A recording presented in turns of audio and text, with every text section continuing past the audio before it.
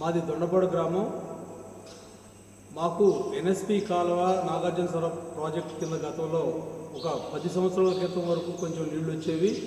దాదాపు 10 సంవత్సరాల నుంచి మా ఊరు చివరిదైనందువల్ల ఆ యొక్క ఎన్ఎస్పి కాలువ నీళ్లు రాక రైతులు చాలా ఇబ్బందులు పడేటువంటి రోజులు. అయితే మాకు ఎమ్మెల్యేగా ఉత్తమ్ గారు వచ్చిన తర్వాత మేము ఆయన దృష్టికి తీసుకెళ్లి విషయాన్ని మాకు కాలువ నీళ్లు రావటం లేదు, మరి ఇక్కడ మంచి రేగడి భూములు ఉన్నాయి, నీటి వసతి ఉన్నట్లయితే ఆ యొక్క భూముల్లో మంచి రకరకాల వాణిజ్య పంటలు పండించుకొని మేము ఆర్థికంగా పురోగతి చెందే అవకాశం ఉందని ఆయన దృష్టికి తీసుకోవడం జరిగింది. ఆయన వెంటనే స్పందించి మరి నాబార్డు వాళ్ళతోటి మన రాష్ట్ర ప్రభుత్వం వాళ్ళతోటి మాట్లాడి మాకు స్కీమ్ ఏర్పాటు చేయడం సుముఖం వ్యక్తం చేసి వెంటనే మమ్మల్ని ఒక కమిటీ ఫామ్ చేయమని చెప్పడం జరిగింది. మేము ఊళ్ళో గ్రామస్తులు మా రెవెన్యూ కింద ఇంకా మల్కాపురం రైతులు కొంతమంది, రేవూరు రైతులు కొంతమంది, వజనేపల్లి రైతులు కొంతమంది, మా గ్రామం కాదు ఇంకా 3-4 గ్రామాల రైతులు మా రెవెన్యూ కింద ఉండేది.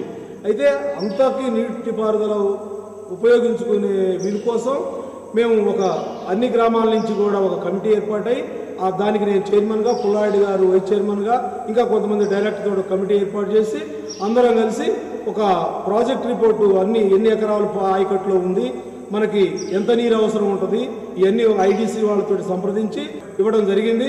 ఆయన కృషి వల్ల, ఆయన ప్రోద్భవాల వల్ల ఆయన చేసింది ఈ కార్యక్రమం అంతా కూడా దాదాపు 30 కోట్ల రూపాయల ఎస్టిమేషన్ తోటి 4,600 ఎకరాలు 4,600 ఎకరాలు కూడా బ్రహ్మాండంగా ఇవాళ నీళ్లు వస్తూ ఉన్నాయి.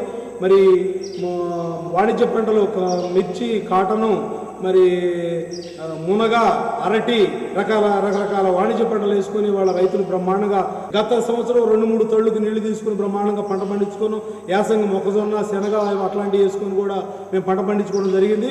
ఈ సంవత్సరం సీజన్ స్టార్టింగ్ నుంచి కూడా బ్రహ్మాండంగా అన్ని పంటలకు కూడా నీటి వసతి ఉపయోగించుకొని ఇవాళ మా దొండపాడులో దాదాపు కాటన్ 20 క్వింటాలు పత్తి పండినట్టు పరిస్థితుంది. అదేవిధంగా మిర్చి 25 క్వింటాలు అవుతూ ఉంది. మునగలు కూడా బ్రహ్మాండంగా ఇప్పుడు పూత కాయదశలో ఉంది. ఇంకా మాకు ఏప్రిల్, మే వరకు కూడా నీటి అవసరం ఉంది. అప్పటి వరకు కూడా మేము ఈ యొక్క నీటిని వినియోగించుకొని మంచిగా పంటలు పండించుకునే అవకాశం ఉంది. దీని అంతటికి కూడా మంత్రి గారు ఉత్తమ్ రెడ్డి గారు కృషి వల్ల ఇదంతా జరిగింది. ఆయన ఫోటో మేము ఇంటింటికి పెట్టుకొని 10 కాలాల పాటు చెప్పుకోవాల్సినటువంటి అవసరం ఉంది. ఇదే కాకుండా మాకు అనేక కార్యక్రమాలు కూడా ఆయన చేయడం జరిగింది. అందులో మేజర్గా బాగా ఉపయోగపడే కార్యక్రమం మాత్రం రైతులకు ఇది అని చెప్పుకోవచ్చు. ఆయన పట్టుదల, ఆయన కృషి, ఆయన సేవా దృక్పథం వల్లే మేము ఈరోజు ఈ కార్యక్రమాలను సక్సెస్గా నిర్వహించుకోవడం జరిగిందనమాట.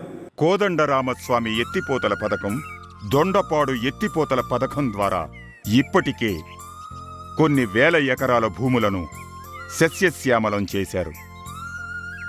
కెప్టెన్ ఎన్ ఉత్తమకుమార్ రెడ్డి గారి సేవానిరతికి, ఆ ప్రాంత ప్రజల అభివృద్ధి కోసం ఆయన చేసిన కృషి ప్రస్ఫుష్టమవుతుంది.